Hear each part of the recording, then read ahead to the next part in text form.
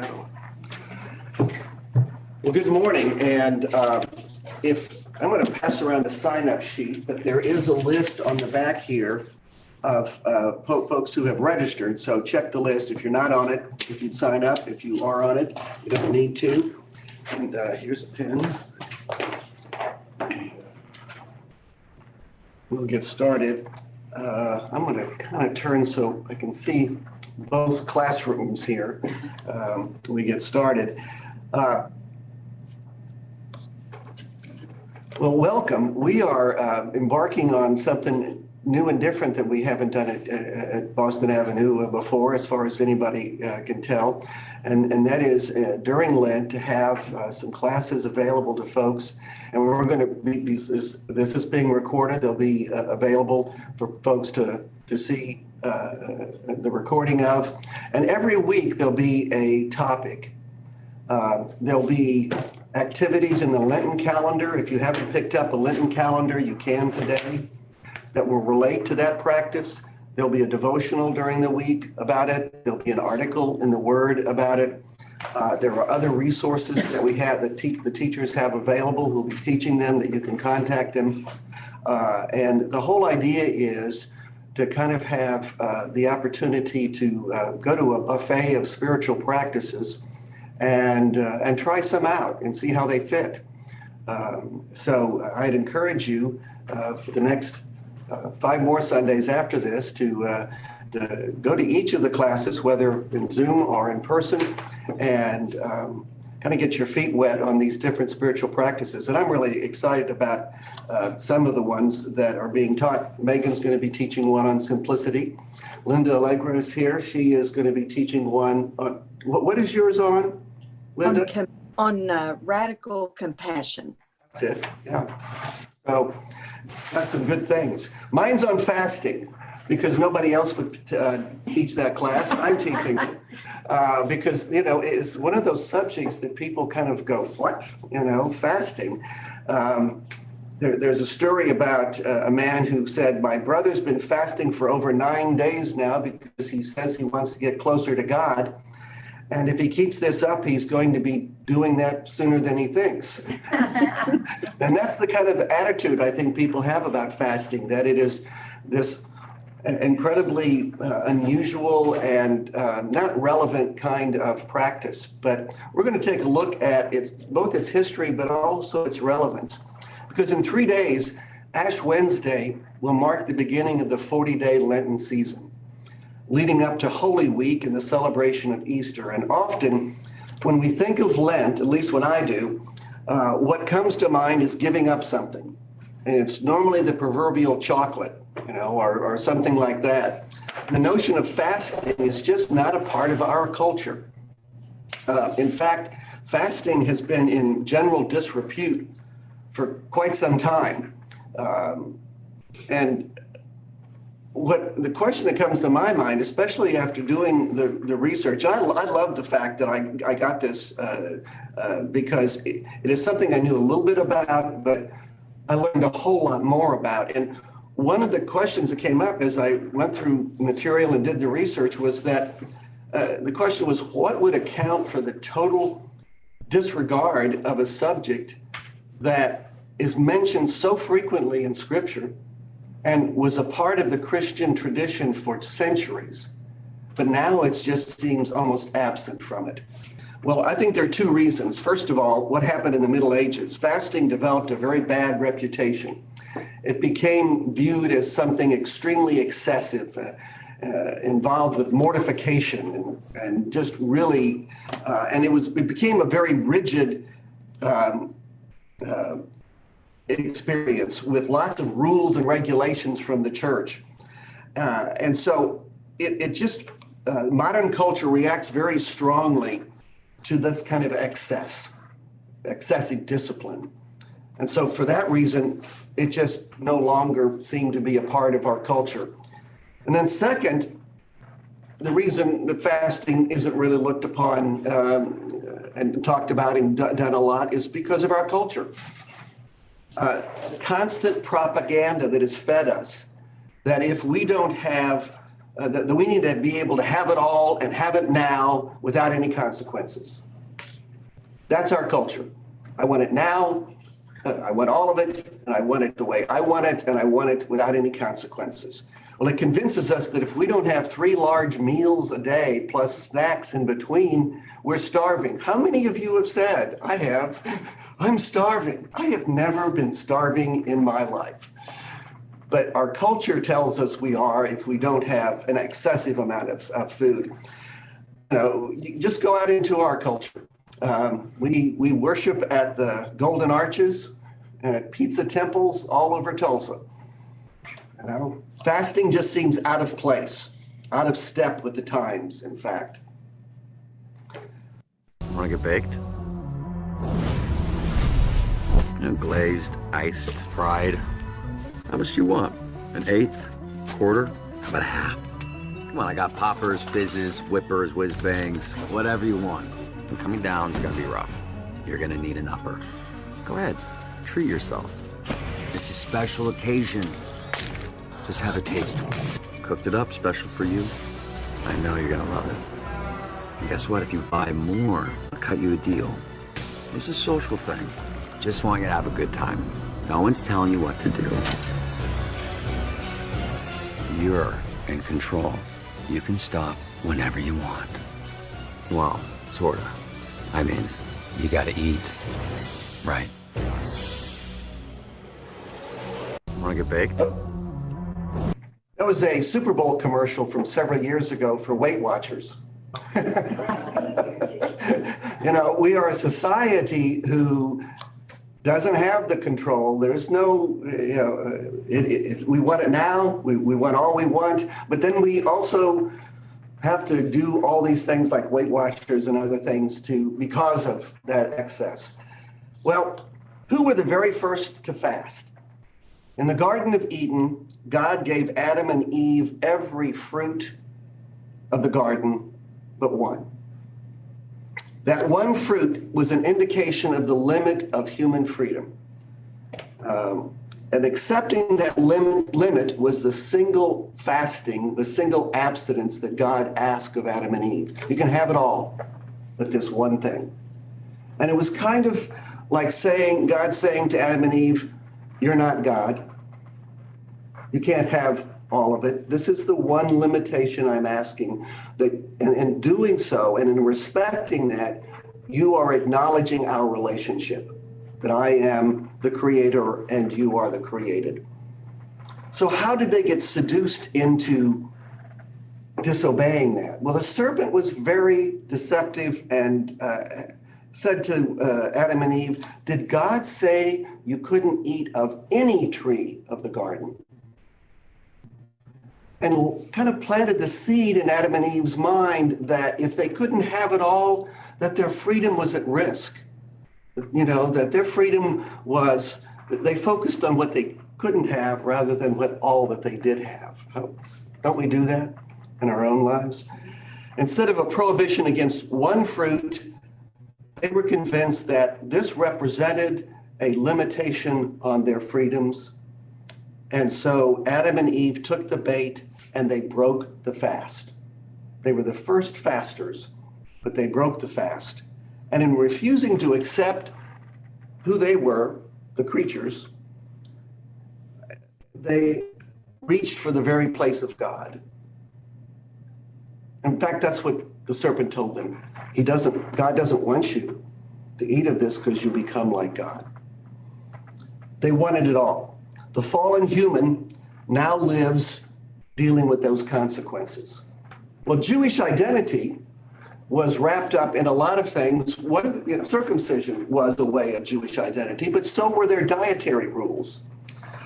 Part of the uniqueness of the Jewish people at the time, because the Jewish identity was wrapped up in the notion that they were a special people created by God to serve the world. And again, a part of that manifestation physically was circumcision and diet. And so the Jews were used to partial fasting every day. There were things they couldn't eat according to their dietary rules. But those rules were not so much about food as they were about their identity. Their fasting was a reminder every day that they were a special people called by God to serve others. So all through the day, their meals, which were so important to us and to them, reminded them of their relationship with God and with other people. But then all that changed on a rooftop. As recorded in Acts 9, Peter had a vision. This is what Acts 9:10 says. He became hungry and wanted something to eat.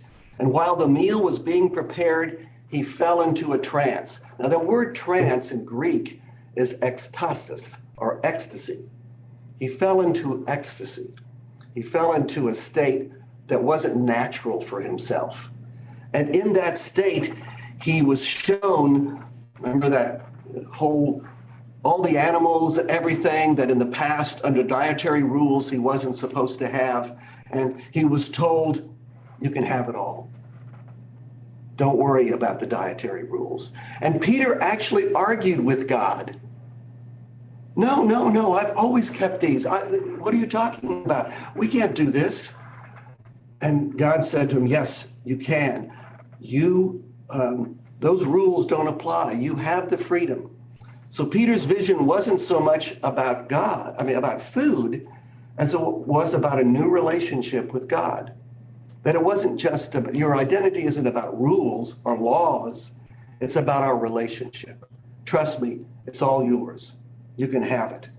So it was a new identity for Peter in relationship not only to God, but to food. St. Augustine, I love this quote. God is always trying to give good things to us, but our hands are too full to receive them. If our lives are so full, they're full of things to which we are attached. Our habits, our penchants, our desires, our attachments. And those attachments, those things fill up the space inside of us. They fill up spaces where God may want to rest and allow his grace to flow in us. Gerald May, the author, says the spiritual significance is not just that we lose freedom through our attachment to things, but that we are trying to fulfill our longing for God through those attachments. It's the whole notion of there's a hole in our heart, and we try to fill that hole, but only God can. Abstinence is another word for fasting that reaches far beyond food to other attachments in our lives. And the other attachments in our lives are endless. Sports, money, sex, alcohol, drugs, cars, clothing, shopping, TV, computers, gossip, fads, ideologies. The list goes on and on of things that we try to fill that hole with. So fasting and abstinence aren't just about food. They can also be about our behaviors, our habits, our attachments, things that are trying to fill that hole. For instance, negative thinking, judging others, busyness. All of those things are things we could and may need to fast from because they're attachments that keep God out rather than allow God to come in. Romans 8:5. The chapter Romans 8 is one of my favorite chapters in the Bible. Romans 8:5 says this, those who live according to the flesh have their mind set on what the flesh desires. Those who live in accordance with the Spirit has their mind set on what the Spirit desires. And here's the kicker. The mind governed by flesh is death. The mind governed by Spirit is life and peace. Which would you want? Romans 8:14 then says, for those who are led by the Spirit of God are the children of God. Abstinence opens the doorway, fasting opens the doorway for us to get back to the garden, to reestablish that right relationship with God, to remove those things from our life that are impediments and obstacles to that relationship, to fulfill that inner longing that we are temporarily and ineffectively trying to satisfy with our attachments and habits. relying on God to fulfill that inner longing. It's what fasting is all about. So I call fasting the spring cleaning of spiritual practices. A spiritual practice is any regular and intentional activity that establishes and nourishes our relationship with God, in which we allow ourselves to be transformed. It's intentional. It doesn't, well, first of all, it's regular. You know, you're not going to lose any weight if you diet once a month. You know, that's not going to work. A spiritual practice has to be regular. It doesn't have to be daily, but it has to be consistent enough that it opens up the opportunity to have a relationship with God. It has to be intentional. And by that I mean, you really need to, you know, in the mornings I get up and I have one pill a day I have to take. It's an antacid. And I will take it. And then later on in the morning, I'll think, did I take that pill?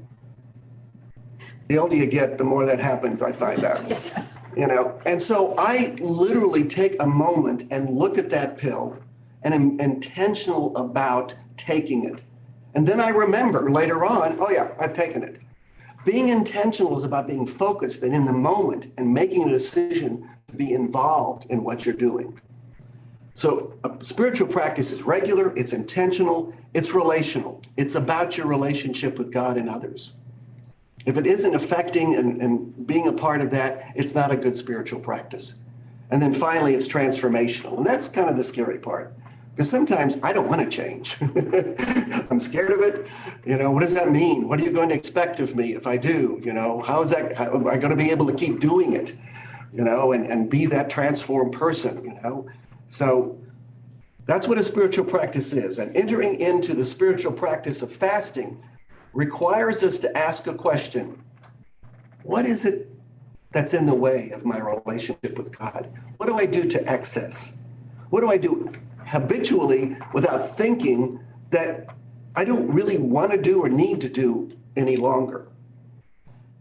Lent is a time of spiritual spring cleaning in which we examine our lives just as we might examine a pantry or closet. And we say, what do I need to get rid of? What do I need to keep? And what do I need to share with others? That's what fasting is all about. Well, when I asked that question last year before Lent of 2020, I realized I'd become a news junkie.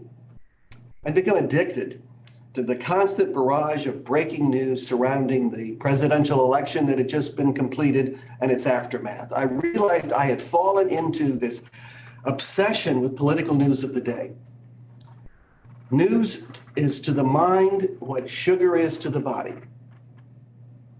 It is appetizing, easily digestible, and damaging. I was reading articles on my phone, my iPad, watching an array of TV talking heads on a regular basis, saturating my mind from early morning to late at night with the incessant noise, traveling down the information superhighway. And, oops, let me get back to it. Here we go. Remember that song from the Rolling Stones? The man comes on the radio telling me more and more about some useless information that's supposed to fire my imagination. Well, the name of that song is I Can't Get No Satisfaction. There was no end to my obsession with news. There was never going to be enough, you know? I mean, because there was never any ending to it. There's never going to be any closure. When I was a kid, breaking news was something unusual. It is 24 hours now. We got breaking news for you, you know, and you've got it 24/7 on multiple channels, plus the internet, and on and on. And I realized that there would never be enough news to fill the hole I was trying to fill, to bring closure to the things I was concerned about and worried about, because that's what it was causing it. I was concerned about this country and where we were headed and what was going on. And I wanted somebody to wrap it up in a bow and say, it's going to be okay. Well, the news was never going to do that for me. It wasn't, and it still isn't. You know, so it wasn't easy, but I decided to give up And I went cold turkey during Lent. I didn't watch news at all. And the way that my news abstinence became a spiritual practice was in answering the question, how would I fill the times normally spent on grazing the news? Though I abstained from news for Lent, not intending to continue that after Lent, I was just wanting a break, but to clear my mind and to be more open to God. And my news fast during that time took me back to the garden. It really did. I didn't want to leave. And I was reminded during that time of the Alcoholics Anonymous cliche, one day at a time. And if I had decided before Lent, I'm going to give up news entirely for the rest of my life or really cut it back, I wouldn't have even tried, because that would seem to be an impossible task. But during Lent, it seemed like something I could do. For 40 days, I could cut way back on my news intake and feel good about it and then go back to business. My news fast allowed me to do these three things: to focus on what's happening closest to me, not what's happening over in Ukraine or Afghanistan or Washington, D.C., but right in my house, in my neighborhood, in my church, in my community, in my family. All that time that I had been focused on that other stuff that I really couldn't have much impact on and wasn't going to change necessarily, I could focus on what's happening around me. I could become intentional about my news selection. And I have since that time. I read the news every day, but I am much more focused on what sources I use and how much time I spend doing it. Rather than just having this smorgasbord buffet of never-ending cruise ship food coming at me, I select from a limited menu to satisfy my palate today. And then it freed up time to do other things which were healthier for me. Gosh, I wish I'd have known that sooner. It was like I wasted a lot of time during those few months that I can't get back. When you let go of what no longer serves you, you create space for what's meant to be. And I did. I opened myself up and said, God, I don't know what I should do with this time, but help me to understand that. Abstinence is not the sum total of Christian life, though. Just the opposite. It is simply creates enough space within so that the Spirit can use our talents and energies to help build the kingdom of God. Author Dallas Willard says this: a proper abstinence or fasting actually breaks the hold of improper engagements so that the soul can be properly engaged with God. So the other thing I learned is that feasting is the other side of the fasting coin. Lent is the traditional season of prayer and fasting. Those are the two practices that are most commonly associated with it. But they are in preparation for the biggest Christian feast of the year, Easter. That's what it's about, is getting ready for this huge feast. When I was a kid, once a week on Saturdays, I would get an 8-ounce cold Pepsi. I relished that. It was a feast. I get a 32-ounce Diet Coke every day now, and it's not a feast at all. We've lost the notion of feasting because every day is a feast. And I'm not saying that we ought to give up all the bountiful blessings, that God has given us. That's not what we're saying at all. Again, it isn't about just limiting. That's not what the Christian life is about. But we have lost the art of true feasting by no longer engaging in the spiritual practice of fasting. True fasting always eventually ends up becoming feasting. I was asked by the International Institute for Interfaith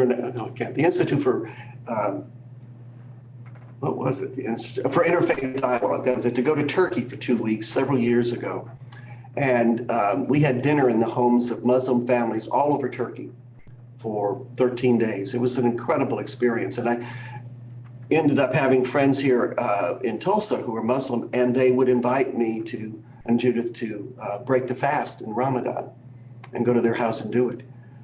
what a feast it was, and it was just a very special time. Fasting always it always leads to feasting in one way or another. It's the other side of the fasting coin. The tree loses their leaves so they're not weighed down in the season to come. Now is the time to let go of what will weigh you down in the future. So I ask you rhetorically, what do you need to give up? What do you do in excess? What's in the way? What attachments have grown beyond healthy bounds in your life? Are you too busy filling up every moment and not having any time to slow down and be open to the Spirit? What obsessions take up too much of your valuable, limited time, distract you from what really matters? What's God calling you to abstain or fast from over these next 40 days, starting on Wednesday? I have a suggestion. I came across, and this was really interesting. There is a document called the Didache. I'm not sure I pronounced that right. It means the teaching of the 12 disciples. It's an early Christian document in the primitive Christian church that described Christian ethics and practices, and it prescribed fasting, limited partial fasting every week on Wednesdays and Fridays. That eventually was picked up by the Catholic Church for those of you who are old enough remember, we always had fish on Fridays at school because Catholics, had to eat fish on Friday. There was another reason for that, because the beef in Italy had suffered a great disease and there was hardly any beef left. So to preserve that, the Pope said, we're going to eat fish, but he took it from the Didache, where on Fridays you did a partial fast, not a complete fast. But, the idea of fasting every day might seem overwhelming. Do the Didache, Wednesdays and Fridays. Don't eat breakfast and lunch. Wait till dinner or something else. Plenty of fluids during that time, and then take the time to be open to God's Spirit. And John Wesley expected all of his lay preachers to do the Didache, Wednesdays and Fridays. They were expected to fast. He picked up on that, and he has an awful lot to say. Our Methodist father has an awful lot to say about how important fasting is in the life of a Christian as they grow.